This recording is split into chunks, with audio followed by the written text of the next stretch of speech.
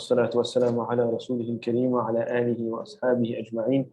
رب اشرح لي صدري ويسر لي أمري واحلل عقدة من لساني يفقهوا قولي. اللهم أخرجنا من ظلمات الوهم وأكرمنا بنور الفهم وافتح علينا بمعرفة العلم وسهل أخلاقنا بالحلم واجعلنا ممن يستمعون القول فيتبعون أحسنه. اللهم اجعل أعمالنا خالصة لوجهك ولا تجعل فيها حظا لغيرك. وصل اللهم على سيدنا ونبينا ومولانا محمد وعلى آله وأصحابه أجمعين والحمد لله رب العالمين. السلام عليكم ورحمة الله وبركاته. وعليكم السلام ورحمة الله وبركاته. وعليكم السلام ورحمة الله وبركاته. How's everyone today? Alhamdulillah. Good, Alhamdulillah. Just trying to figure out this Apple stuff. I'm not really used to it. Tell me, did we send to you guys, or do you guys have access to the Dropbox? So you have you have this book. Okay. I put it on a few weeks ago, but I just couldn't remember if I, for some reason, thought last week. Does everybody have access to the Dropbox? Yes, Maulana. Okay. Not me, Maulana. Okay, I'll I'm ask. struggling to connect. I'll ask Sister Nasreen maybe to send the Dropbox link again or something. I put it on there, but then last week I, for some reason, thought that the first years don't have access to the Dropbox or to that same Dropbox. So I thought maybe you guys don't have either. That's why I'm asking today. But so what I do is like on the morning before class, and we'll put the then I put the Nahu, whatever stuff on there. I thought it was like understood that you guys have it. Learner, it comes on the lesson files as well. Okay. Maybe it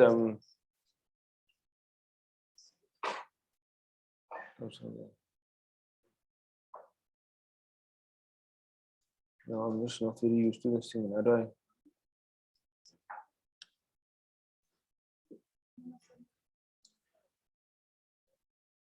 Okay, we were busy with we start with our hadith for the day bi'idhnillah ta'ala, and then we will continue to our nahu lesson, inshallah, maf'ul mutlaq for today, and then back to Surah Nur bi'idhnillah ta'ala. In our last lesson, on the last hadith from the 40th hadith of Imam Nawawi rahimahullah ta'ala that we did hadith number, is it this one, 18? So today, inshallah, we do hadith number 19. So, عن عبد الله بن عباس رضي الله عنهما قال عن عبد الله بن عباس رضي الله عنهما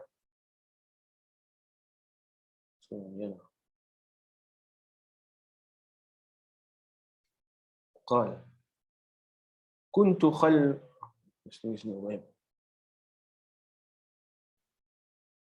Firstly, Ibn Abbas radiallahu anhuma. Why do we say radiallahu anhuma? Because his father was also a Sahab radiallahu ta'ala anhu. So Abbas was the uncle of Rasulullah sallallahu alaihi wasallam. His son is Abdullah ibn Abbas, and that's why whenever you have that case where the father and the son is a Sahabi, then you say radiallahu anhuma.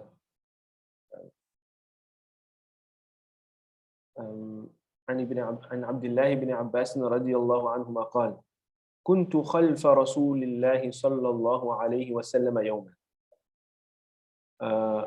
كنت translate for me. كنت, I was خلف رسول الله صلى الله عليه وسلم. خلف, behind. رسول الله صلى الله عليه وسلم, the messenger of Allah صلى الله عليه وسلم. يوما, one day. Let's just see. There's two things that were in Nasb there. Those are two of the things that we haven't done yet. but I did allude to them before. Khalfa and yawman. What are they telling me in the sentence? Place and time. So it's a dharf, makan, khalfa, behind, and the dharf, zaman, or adverb of time and adverb of place. But we'll actually have our listener on that after maf'ul mutlaq perhaps. Right? كنت خلف رسول الله صلى الله عليه وسلم يوما فقال, so he said, يا غلام, what does that mean? Ghulam means a boy. Ya ghulam or ghulam means a boy. It's like a affectionate boy that Rasulullah sallallahu alaihi wasallam is calling out to him. You can see also there, when you call out to something, what hal is it usually in? The hal is halatul nasb. It's always halatul nasb. Actually, this detail to it. It's always in nasb, but if it's a singular word, then it's mabni ala dhamma. But we will get there when we get inshallah, right? But here you can see there's a kasrah. So it's indication to it meaning, oh my boy. Oh my boy, right? That's exactly it. Why is the kasrah there? Because there's an attached pronoun on the ya that is left out. Like when we say, Rabbi ghfirli, Rabbi. You can't just start the thing with a word in jar. Something must be happening there. It's actually indicative of Ya Rabbi. When we say, Rabbi ghfirli wali walidayya, Rabbi shfi, whatever dua you make, you say Rabbi, it's actually indicative of Ya Rabbi. Kasra is indicative of that. So the same thing is happening here. Ya Ghulam, it's indicative of, oh, my boy. So you saw the fact that Rasulullah sallallahu alaihi wasallam is referring to him as a Ghulam tells us that he's still young. He's not mukallaf. Otherwise, it wouldn't have been affectionate, it would have been somewhat like belittling to call him a Ghulam. So, Ya Ghulam. Inni u'allimuka kalimati. Inni, indeed I, u'allimuka. You did second bab, everybody in this class, right? So what one is this here? The verb is allama yu'allimu ta'liman. What does it mean to? To teach. And which form of the word is this? U'allimu. It's the first person present tense. It's allama yu'allimu. If you go down the scale, yu'allimu, yu'allimuna, tu'allimu, yu'allimna, etc., until you get to u'allimu. So yes, whilst you are learning the sarf saghir of all the different abwab, you mustn't forget the sarf kabir that you would have learned before. Yu'allimu, yu'allimuna, tu'allimu, yu'allimna, tu'allimu, tu'allimuna, tu'allimina, tu'allimna, u'allimu, nu'allimu. This is u'allimu. So u'allimuka. Inni u'allimu. Indeed I, u'allimuka, I will teach ka. That ka will be my maf'ulun bihi. And remember that lesson, whenever you have that dhamir attached at the end of a verb, it's going to be your maf'ulun bihi. I will teach you. What will I teach you? Kalimatin. Kalimatin. Some words. What hal is this word kalimatin in? Yeah. Now tell me, what is it? What question is it answering here? What will I teach you? Kalimatin. So it's a maf'ulun bihi, right? It's telling me what the action will be done to. So it's maf'ulun bihi. And the maf'ulun bihi is in which hal? Halatun nasb. This word looks like it has a kasratain at the end. It does have a kasratain at the end. But why is that? It is a sound feminine plural. Singular, kalimatun. Plural, kalimatun. When kalimatun isn't put in nasb or jar, in both of those hals, they look the same. Kalimatin. Right? So the word can't be in both hals of it. It has to be in one of the two hals. At least we have to understand it in one of the two hals. And here we understand it in halatul nasb because it's the maf'ulun bihi athani of the verb u'allim. Oh my boy, indeed I will teach you some words. And this kalimat here can also just mean like some advices. It's not literally translated as words. They are objective, it's not words. I'll teach you some advices. What are those advices? Rasulullah sallallahu alaihi wasallam mentions a few advices. Ihfadhillaha yahfadhka. Ihfadh. What kind of word is that? Ism fi'al harf. What? It's a fi'al. What kind of fi'al? Fi'alul amr. Right. Ihfadh. Hafidha yahfadhu. This is the amr. Ihfadh. And we know the amr ends with a sukoon, right? Because it's in jazm. But if I want to read through that sukoon, what do? Replace it with a kasra. So instead of saying ihfadh Allah, I would say ihfadhillah. Ihfadhillah. And that replacing the sukoon with a kasra just to read through is called munasaba. Stand for munasaba, just for the flow. Ihfadhillah. And Allah is obviously the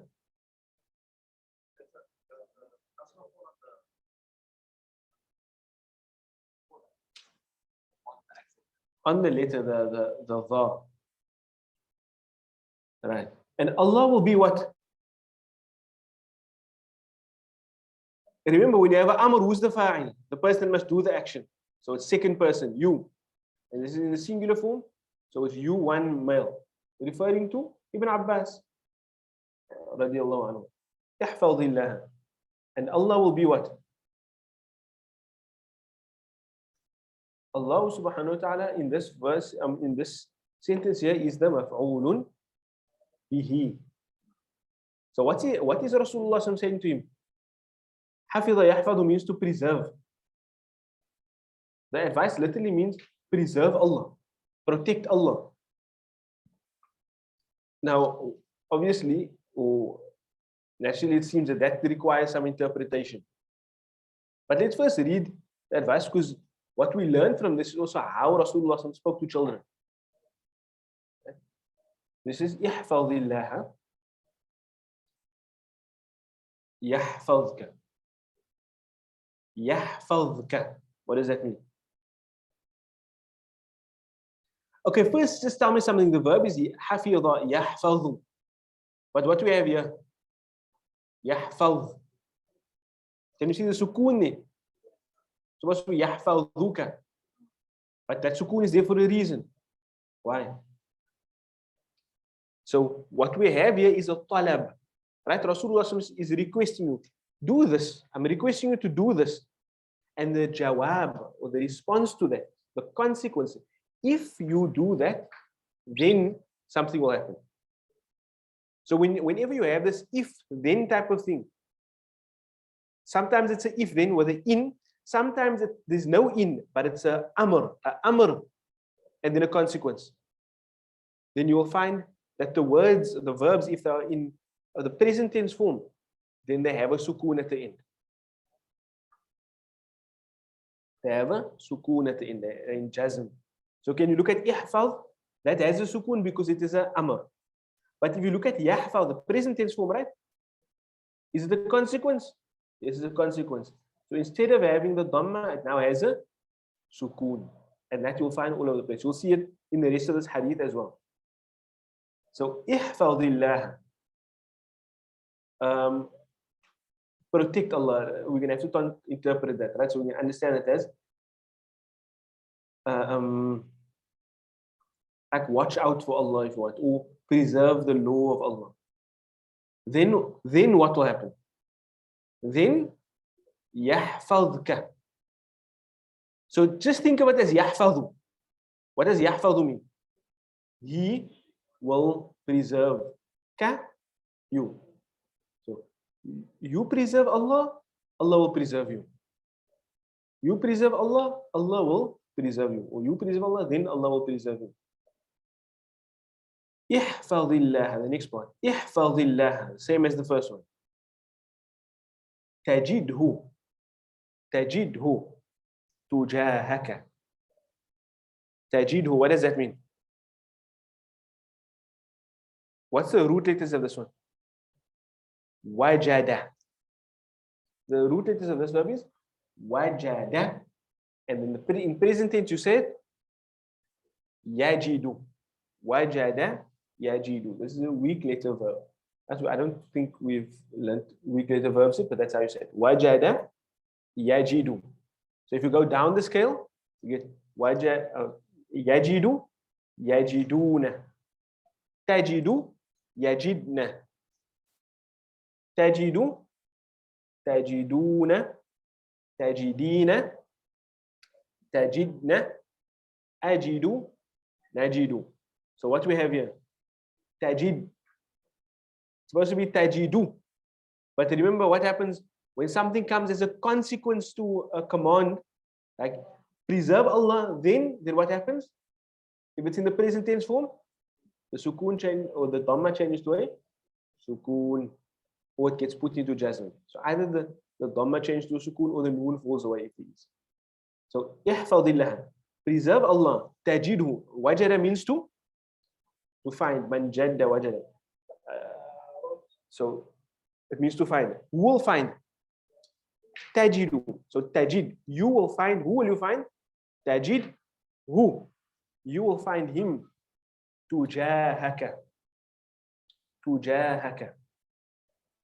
The word tujaha comes from the root wajaha. What do you know from the wajh, a face, and wajaha, from that it also means you wajh aynama yuwajjihhu ya'ti bi khair. That's on the second bab. On the various abwab, it will also mean to direct yourself. Indicates to a direction. So tujaha means in front of or before you. So Rasulullah is telling, preserve Allah. Then if you preserve Allah, you will find him. You will find Allah tujahaka, facing you. You will find him before you will find him facing you. Obviously, this is not. You can understand already from preserve Allah, it's not literal. Protect Allah, it's not literal. Similarly, whenever anything attributes a direction to Allah, then we don't understand it as literal. Right? We'll look at the meaning in a bit. Ihfadillah tajidhu tujahaka. Why am I saying tajidhu and not tajidahu? Tajweed is only for the Quran. When you're reading Arabic, you mustn't read with tajweed. At least most of the rules of tajweed. Some of the things, you must pronounce your letters and things correctly. But tajweed is only for the Quran. Ihfadillah tajidhu tujahaka. Next advice. إذا سألت. إذا. Now we have إذا. This is also a condition. When you want to introduce a conditional sentence, you also use the word إذا. The previous ones were a request. Do this, then that. Do this, then that. This one we have, if you do this, then something else. Either, when, usually indicates to future tense as well. Sa'alta. Sa'alta means what? Sa'ala, to ask. Sa'alta, you ask. Is this the past tense or present tense form of the verb? Past tense. So this one is not gonna, the past tense verbs, they never change. No jar, no verbs ever have jar. But there's no raf and nasb or jazm for past tense verbs. Past tense verbs are mabni like that, they stay like that. They don't have hals. So when you ask, fas'alillah, the verb is fas'al Allah. But remember, for the munasaba, for the flow, we change the sukoon. Fas'al Allah to fas'al lillah. So when you ask, then ask Allah. When you ask, then ask Allah. Wa idha, and when ista'anta. Ista'anta. We've come across this word before. What is it? What do you think ista'anta means? Iyaka na'budu wa iyaka nasta'in. Nasta'in is the present tense. The past tense is ista'ana.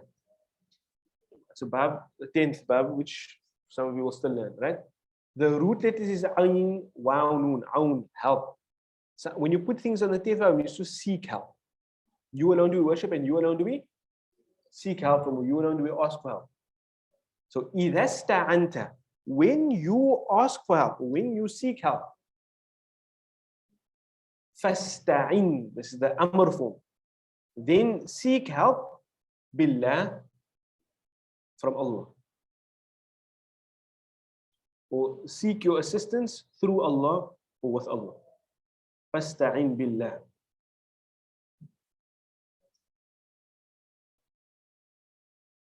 That's the fourth piece of advice. Wa'alam. Wa'alam. So the first few things were actions. The last part has to do with mindset. Now Rasulullah tells him, wa'alam, and know. I'lam is the amr. Know. What must you know? Anna al-ummata. Anna al-ummata. That's the ummah. Law ijtama'at. When you have law with a sukoon and then another word next to it, ijtama'at, you can't read two sukoons next to each other. So what do? We replace the sukoon at the end of law with a kasra. La ijtama'at. ومناسبة. We had that twice previously. So wa'alam, and know أن الأمة, that the entire ummah, لو اجتمعت, if they gathered, if they all came together, على أن ينفعوك, على أن, yeah, to mean in order that, with the understanding that, أن ينفعوك, نفع ينفع means to benefit. If they all came together to benefit ka, أن ينفعك, that they benefit you, بشيء, with anything, with a thing, لم ينفعوك بشيء, لم ينفعوك, لم does what? Negates, makes it past tense. لم ينفعوك, they will not help you. But lam makes it past tense, but why am I translating still as will? They will not help you, so they cannot help you. Because we have a condition here. Law. Law means if. You can see ijtama'at is also past tense. So if they gather to help you with a thing, lam yanfa'uka, they will not help you. Both of them are past tense. I'm translating it as future tense because it's a conditional sentence. And in a conditional sentence, you usually have the conditions mentioned with a past tense verb. Lam yanfa'uka, they will not help you. Illa, except bishay'in, with a thing. قد كتبه الله لك. قد كتب. قد comes to a number of meanings. One of them is tahqiq, to affirm something, to assert something. قد كتبه, to say that it had happened already. Except with the thing that قد كتبه الله. كتب, to write. Who's the fa'al of كتب? Allah. What's the maf'ul? Who? كتبه الله. قد كتبه الله. Except with a thing that certainly Allah had already written laka, for you. Allah had predestined for you, if you want. وَإِنِ اجْتَمَعُوا, وَإِن, and if اجْتَمَعُوا, they gathered, عَلَىٰ أَن يَضُرُّوكَ بِشَيْءٍ. Nafa means to benefit, darra means to harm. أَن يَضُرُّوكَ بِشَيْءٍ. With the understanding that they harm you, بِشَيْءٍ, with something, or in some way, لَمْ يَضُرُّوكَ, they will not be able to harm you, or they cannot harm you, إِلَّا بِشَيْءٍ, except with a thing, قَدْ كَتَبَهُ اللَّهُ عَلَيْكَ, that Allah had already written, عليك against you. لك for you. عليك against you. رفعت الأقلام وجفت الصحف. This is an expression. رفعت. رفع means to raise. أقلام is the plural of قلم. The plural is أقلام. So رفعت الأقلام. The word رفعت is feminine because أقلام is the plural of an inanimate object, right? But what is it in this thing here? رفع is a, what kind of verb is it? مجهول verb. So there's no fa'il that's going to be mentioned. The maf'ul bihi will take the place of the fa'il and we'll call it the na'ibul fa'il. So it will be naraf. رفعت الأقلام. The pens have been lifted. وجفت الصحف. Jaffa means to be dry. وجفت and has dried out. What has dried? الصحف, the scrolls. So رفعت الأقلام وجفت الصحف. The pens have been lifted and the scrolls are dry. That means like decree has already happened. Everything is already decreed.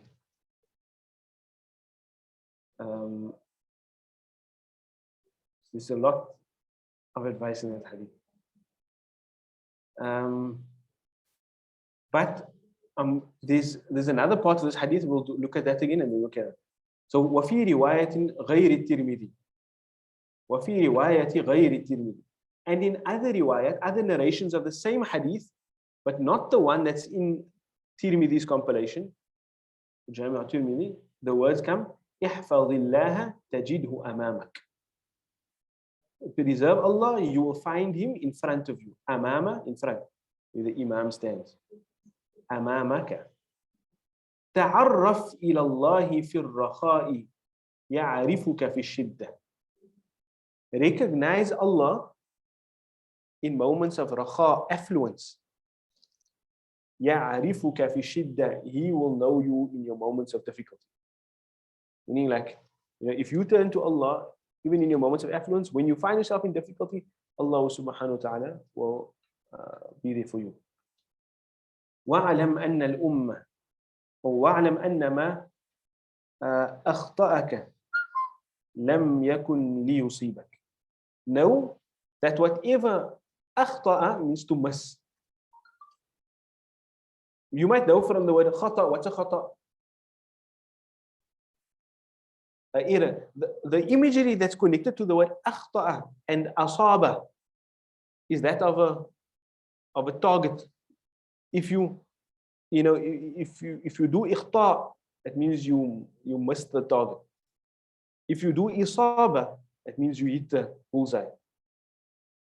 Right? So wa'alam and know annama akhta'aka, that whatever missed you, lam yakun, was never, was not, liyusibak, going to hit you. Meaning what missed you was never going to hit you. It was never going to before you afflict you. وَمَا أَصَابَكَ, and what afflicts you, what hits you. Wow. It doesn't necessarily mean a bad thing, good things as well. لَمْ يَكُنْ لِيُخْطِئَكَ, was never going to miss you. وَاعْلَمْ أَنَّ النَّصْرَ مَعَ الصَّبْرِ, know that victory comes with patience.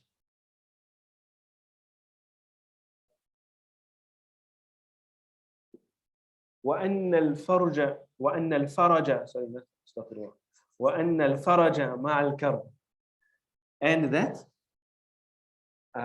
relief comes with distress. وأن مع العسر يسرا, and with difficulty is ease. وأن مع العسر يسرا, and with difficulties. Now, first thing to note, these are like profound advices. Who's Rasulullah teaching this to? He's teaching to a boy who's not mukallaf. When?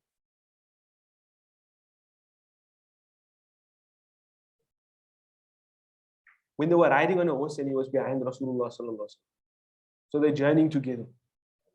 He's not scaling him out. He's not scolding him out and telling you, now I want to teach you the most profound lessons of life.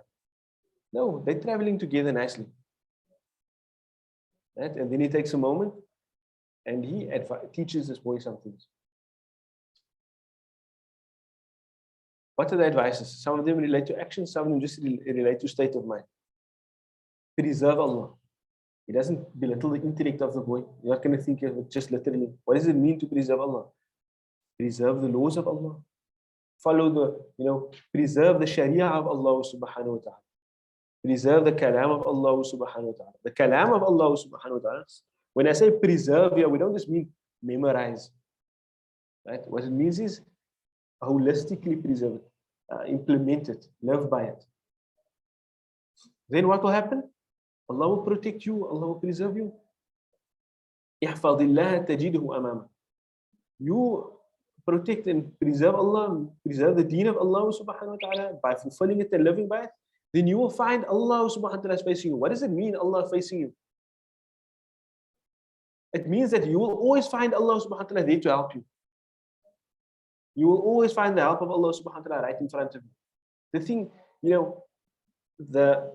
the word choice is a play on the idea that you find yourself in difficulty. Usually a person would say that difficulty is facing them.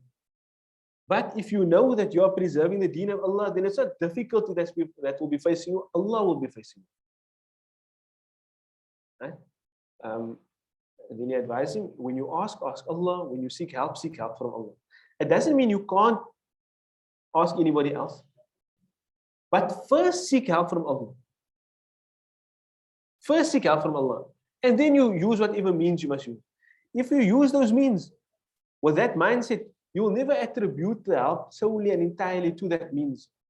You know that it comes from Allah. When the help comes, it gets sent by Allah. The fact that there is a person that you can ask for help. Some people don't have people that they can ask for help. The fact that there's a person that you can ask for help is a gift, is a rizq for you from Allah. But the point of what Rasulullah is teaching this boy is that is the very essence of your relationship with Allah. Ubudiyyah. Your nature as a servant of Allah, your nature of a slave of Allah subhanahu wa ta'ala is expressed by you showing your need for Him. That's why dua is so profound. That's why Rasulullah sallallahu alaihi wasallam teaches us in a hadith, ad-du'a'u huwa al-ibadah. Ad-du'a'u mukhu al-ibadah. La salata illa bi fatihatil kitab. Rasulullah teaches us in some hadith, dua is ibadah. Dua is the essence of ibadah. Rasulullah tells us about salah. There is no salah except wherein the Fatiha is read. Well, what is the Fatiha? The Fatiha is dua. So dua is the essence of worship. It's the essence of us expressing our ubudiyyah to Allah. And that's the purpose of our existence. وَمَا خَلَقْتُ الْجِنَّ وَالْإِنسَ إِلَّا لِيَعْبُدُونَ. Right? So when you ask Allah. And this was taught to us, by Rasulullah, it was taught to us by the Sahaba. They must go fight a battle. Usually you want to go fight a battle of Badr, you need to be fresh. But what do they find themselves doing in the night? First, it was in Battle of Badr, first they spent the night making dua. Praying to Allah subhanahu wa ta'ala. In another battle, they find themselves, sleeping peacefully when they should be at the ready. Right? But the first point I wanted to make was in the means of, they didn't simply rely on the material means. First direct your plea to Allah, and then you take the means. And some of the other companions, when they needed something as simple as a shoestring, it's reported, at times they would need something as simple as a shoestring, and then they would make 2 rakat of salah, expressing their need to Allah. Now we may think, why don't you just go buy it? Or do some work and you buy the thing. No, it's just a manner of expressing one's that recognition that even if I go work, I will never be able to buy that thing unless Allah subhanahu wa ta'ala opens the way for me. Allah paves the way for me too. And sometimes Allah subhanahu wa ta'ala teaches us by actually blocking off that means. Something's the simplest thing to do, but you just can't get to it. You read the whole Quran, you make no mistakes, and you get to Qul Huwallahu Ahad and you make mistake.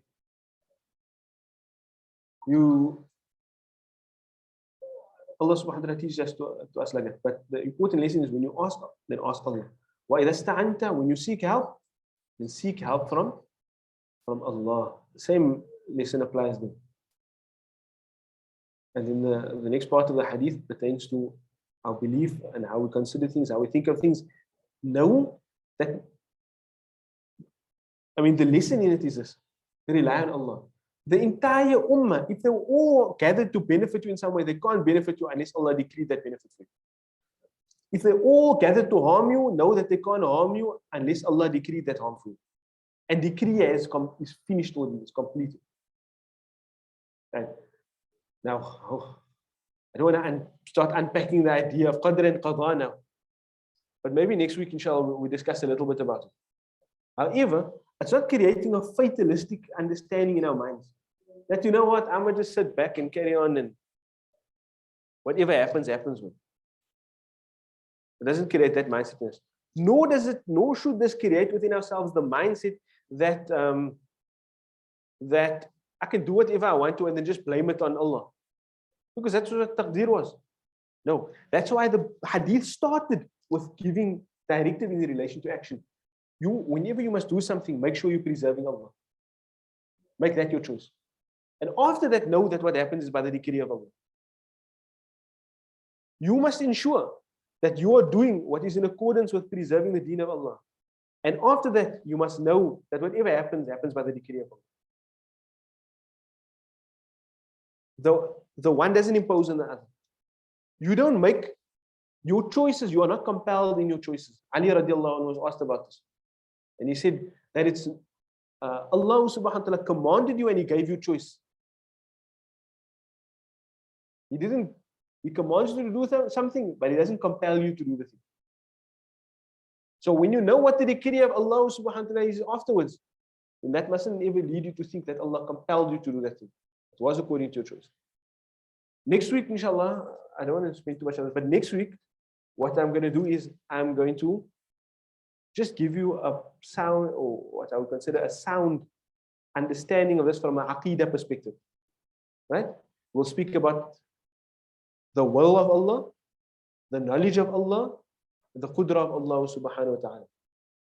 And how that relates to our will, our ability, and our choice. Okay, irada is our choice. But basically in terms of our responsibility. Right?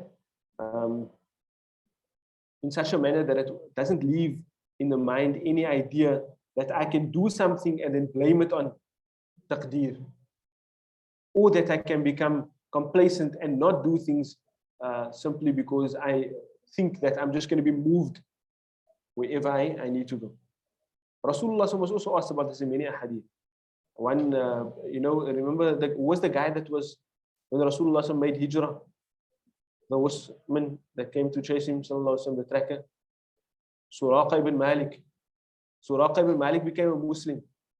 And sometime later, Suraqa ibn Malik asked Rasulullah, Fima al-amal, why must we do anything? Oh, how is our actions? Is it that we are, we're actually choosing our actions, or are we just compelled and being driven? So Rasulullah tells him, no, we're acting according to qadr. So then he asks him, well, then why must we do anything? And then Rasulullah just, he was a Bedouin. Rasulullah tells him, or rather, like more of a simple guy, Rasulullah told him, يَعْمَلْ فَكُلٌّ مُيَسَّرٌ لِمَا خُلِقَ لَهُ. It's actually a very profound response. Act, but everybody will be facilitated for that which he was created. Facilitation will take place for that person to do such actions that he was created for. In other places, Ali radiallahu anhu unpacks that even further and speaks about how we do actions according to our choice. We have choice. And it doesn't mean we are compelled by qadr and qadar. But like I said, inshallah, next week we'll unpack that a bit more. The other narration of the hadith is what? Preserve Allah, you will find Him in front of you. Similar meaning. تعرف إلى الله في الرخاء يعرفك في الشدة. Recognize Allah in times of affluence, Allah will know you in your times of difficulty. Similar meaning, right? Know that whatever misses you was never going to hit you, was never going to befall you, or come your way. Whatever afflicts you was never going to miss you. Know that victory or help comes with patience. Relief comes with distress, and difficulty comes with ease. The important thing is there, as we might have covered already when we did Surah Inshirah, the idea that it comes with. Rasul doesn't say, Inna nasra ba'da sabri. He doesn't say, An al-faraja ba'da al-karb, wa an al-usra ba'da al-yusr. He doesn't say that the relief comes after, that the victory comes after patience, or that the relief comes after distress, or that difficulty comes after ease. There's a rhetorical benefit to that. Simply the idea that the relationship, or you can understand it, that the one following after the other is so swift in reality that it's as if they come together. Right? The other one is to understand that they actually come together. They just appear differently.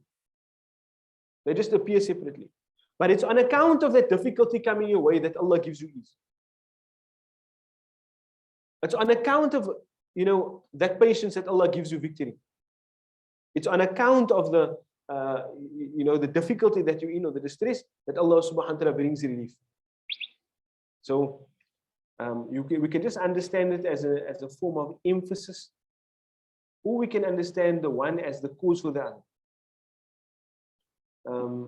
But either way, what does this do to the mindset of a boy? Imagine youngsters that grow up with this mindset. They're going to go through the normal motions of life like everybody has to do. They're going to go work, they're going to get a job, they're going to do their schooling, and do all those things that everybody has to do. But when this is your mindset, Allah is always first. And if Allah is always first, then you can't live a purposeless life. You can't live a purposeless life. But now, and I can say this from my own anecdotal experience, but I think it's something that really, I don't even think I need to quote an empirical study to prove this, that lives are becoming more purposeless. Lives are becoming more meaningless and more purposeless. And obviously, in a society that's infatuated with atheism and is over-skeptical, they would naturally become more meaningless and more purposeless. Until, this was once I met a boy at UCT. Actually, not when I was there, but he called me to meet him there.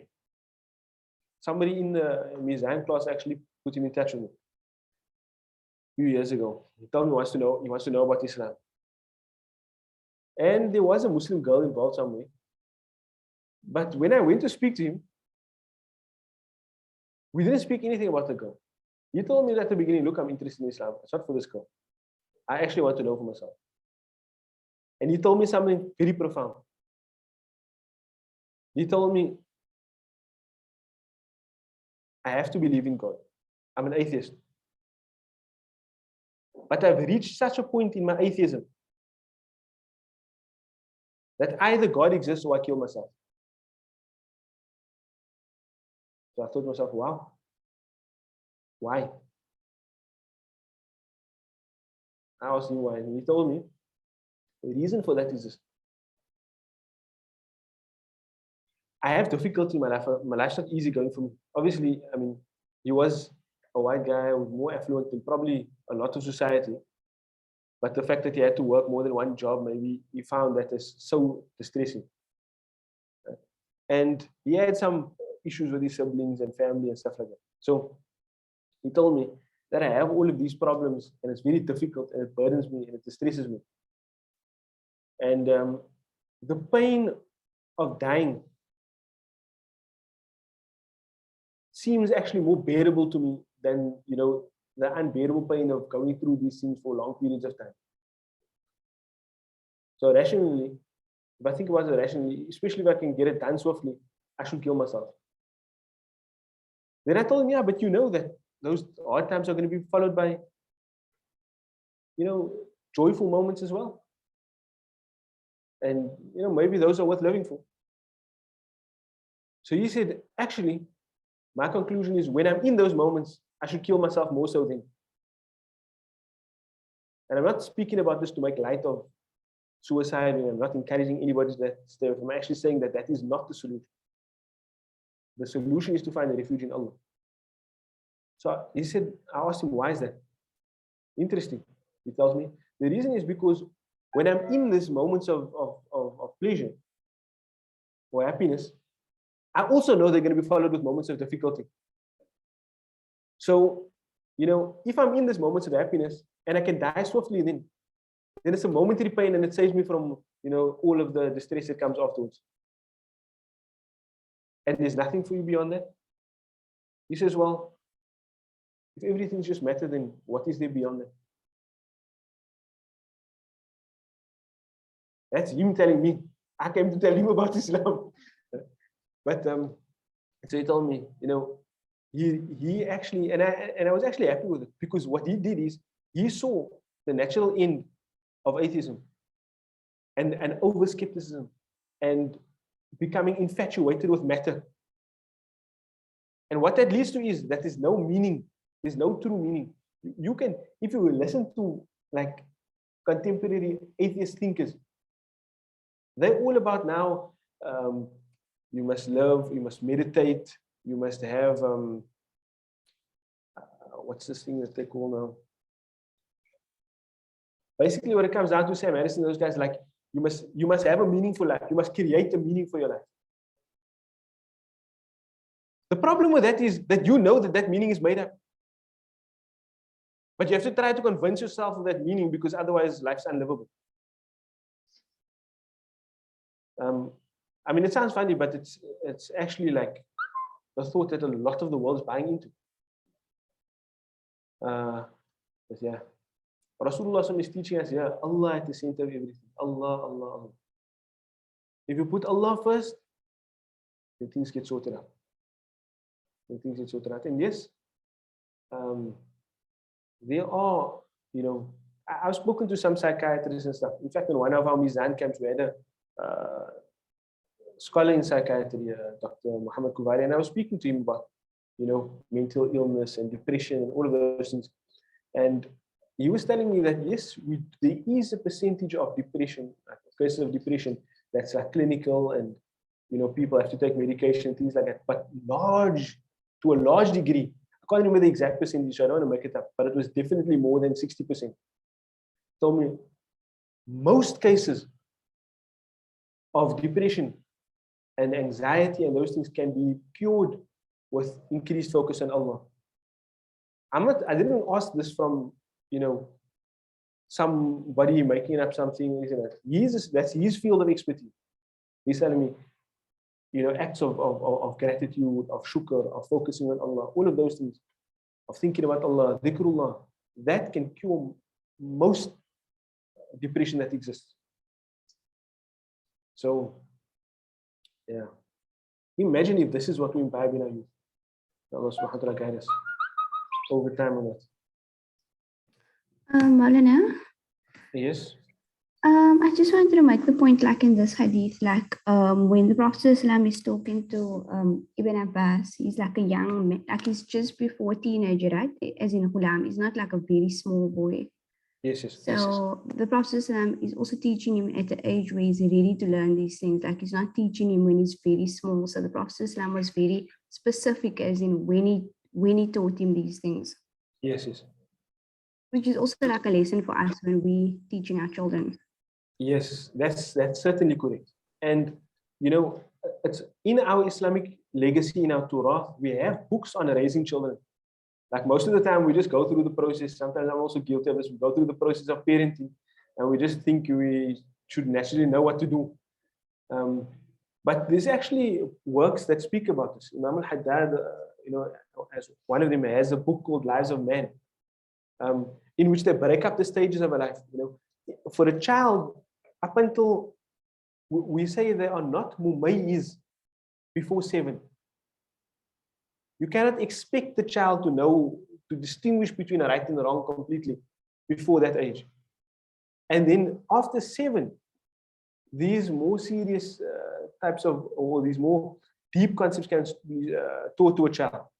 So between the age of 7 and when they actually become mukallaf, there's a different set of objectives that we have in education for the child. And you find that's still implemented in some societies. Like I spoke to you guys last time about Mauritania. They still do that same thing. Before 7 years old, you actually mustn't go to school, you must just play. Learn akhlaq. Learn basic things. They'll start memorizing things, memorize the Quran and stuff like that, but they don't focus so much beyond. But yeah, anyways, that's the discussion for another time. Jazakallah for that point. It is very important. Okay, next part of our lesson. What's our time?